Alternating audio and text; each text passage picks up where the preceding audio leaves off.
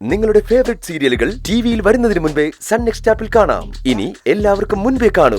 ഇപ്പോൾ തന്നെ sun next app download ചെയ്ത് സബ്സ്ക്രൈബ് ചെയ്യൂ. പറഞ്ഞിട്ടേ ഉള്ളൂ, പണ്ടും അച്ഛനെ അംഗീകരിക്കാത്തൊരു മകള് നീയാ.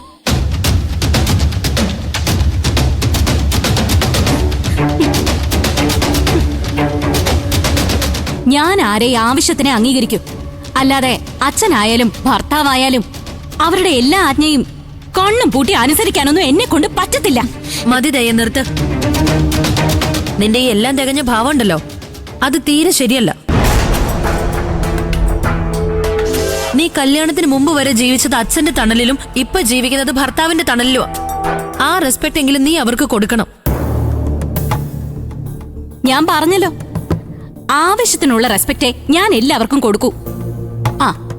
ആ കാര്യത്തിലൊന്നും ശബരേട്ടന് ഒരു പരാതിയുമില്ല. ഉണ്ടോ ശബരേട്ട?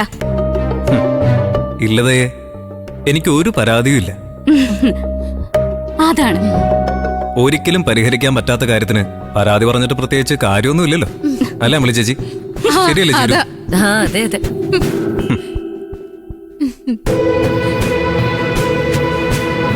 അതെ, ഞങ്ങളെന്ന് ഇറങ്ങാം. വിശേഷങ്ങൾ എന്തെങ്കിലും ഉണ്ടെങ്കിൽ അറിയിച്ചാ മതി. ദേ പോവാം. ഞാനിപ്പോ വരുന്നില്ല. ശബരേട്ടൻ കമ്പനിന്ന് പോകുമ്പോ എന്നെ വന്ന് പിക്ക് ചെയ്താ മതി. അതുവരെ ഞാൻ എന്റെ ചേച്ചിമാരോട് നിക്കട്ടെ. അതെ ശബരി, ദയ വൈകിട്ട് വരെ ഇവിടെ നിക്കട്ടെ. എപ്പോഴെങ്കിലല്ലേ നിങ്ങൾ ഇങ്ങോട്ടൊക്കെ വരുന്നത്? എടി, നിനക്ക് ഉണ്ണിക്കുട്ടനെ കൂടെ കൊണ്ടുവരായിരുന്നല്ലോ. എങ്കിൽ മനസമാധാനത്തോടെ ഇവിടെ നിൽക്കായിരുന്നല്ലോ.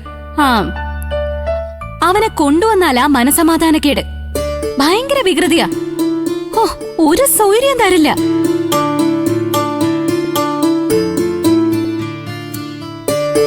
ശബരിയേട്ടന്റെ വീട്ടുകാര് ഒരച്ചടക്കവും ഇല്ലാതെ വളർത്തിയതിന്റെ കുഴപ്പമാ. അതുകൊണ്ട് ഉണ്ണിക്കുട്ടൻ ഇപ്പൊ അവരെയൊക്കെ മതി, അല്ല ശബരിയേട്ട? ദയയുടെ ആറ്റിറ്റ്യൂഡ് ഇപ്പൊ ചേച്ചിമാർക്ക് മനസ്സിലായി കാണുമല്ലോ അല്ലേ? എന്നാ ഞാൻ ഇറങ്ങാം, വൈകിട്ട് വരാം. ഒരു മിനിറ്റ്, ഞാനിപ്പോ വരാവേ.